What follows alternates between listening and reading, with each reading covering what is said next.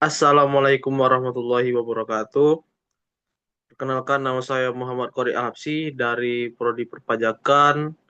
Di sini saya akan membahas sebuah materi mengenai memahami pengisian SPT PPh pasal 21 atau 26.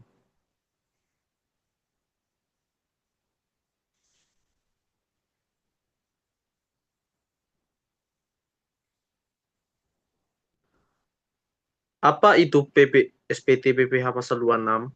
Untuk PPh pasal 26 atau dalam negeri, pajak atas penghasilan sehubungan dengan pekerjaan jasa atau kegiatan yang diterima wajib pajak orang pribadi dalam negeri. Untuk PPh pasal 26 luar negeri, pajak atas penghasilan yang dibayarkan kepada wajib pajak luar negeri selain bentuk usaha tetap atau BUT di Indonesia.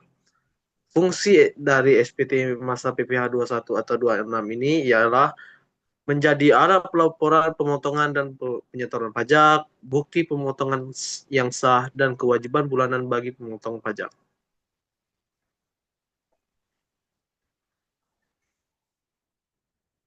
Siapa saja sih yang wajib melaporkan SPT?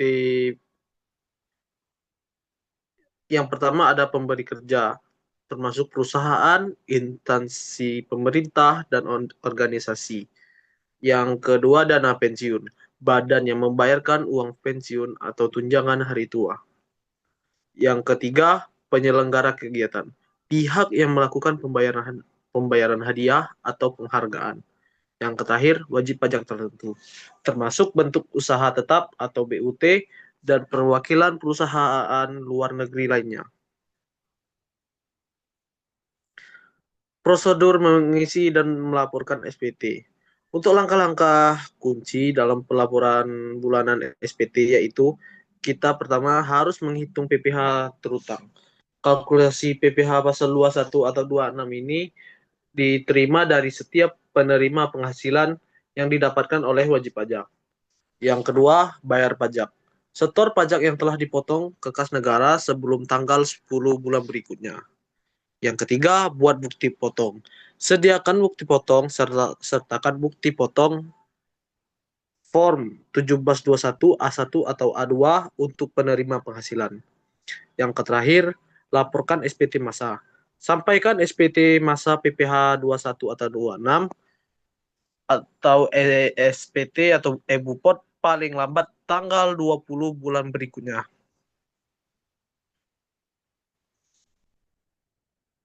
Untuk tata cara pengisian, detail formulir, bagian-bagian penting dalam formulir SPT masa.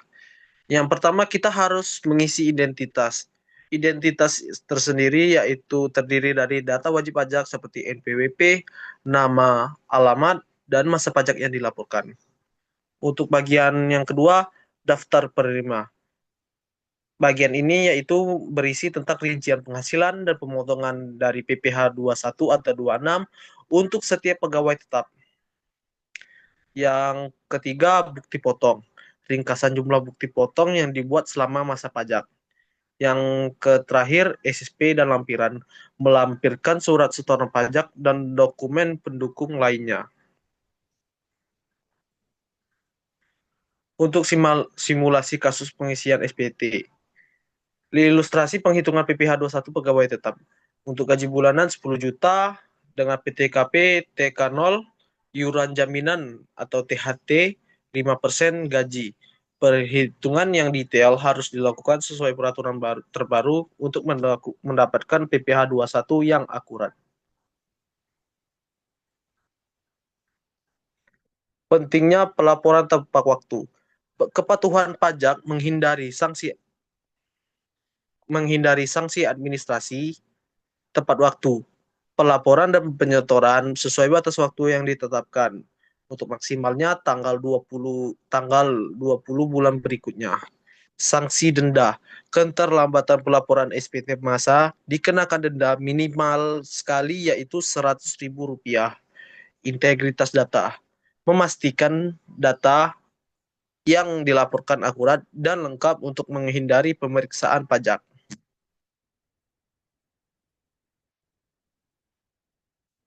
Untuk tantangan dan kendala yang biasa dihadapi oleh pemotong pajak yaitu biasanya terjadinya kesalahan input data.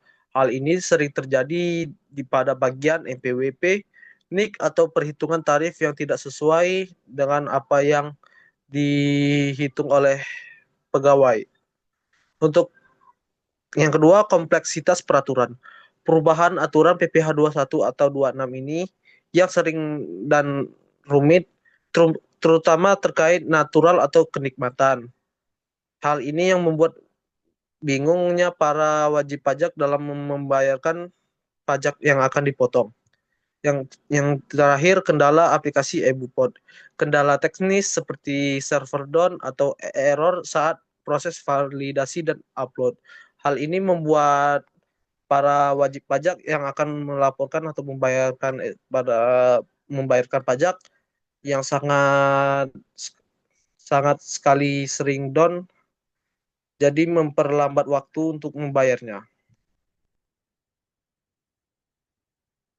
Solusi praktis mengatasi kendala. Yang pertama, pemeriksaan silang data.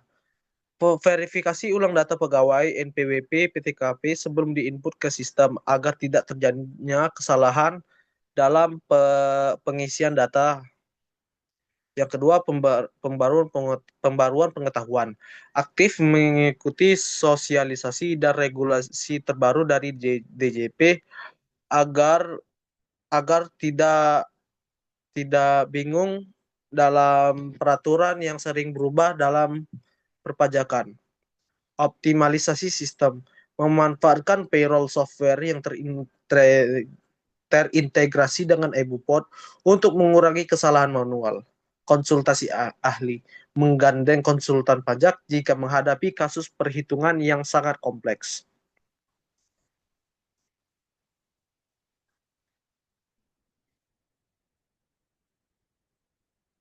Kesimpulan, memahami dan mematuhi kewajiban PPh pasal 21 atau 26 adalah tugas bulanan yang krusial bagi pemotong pajak.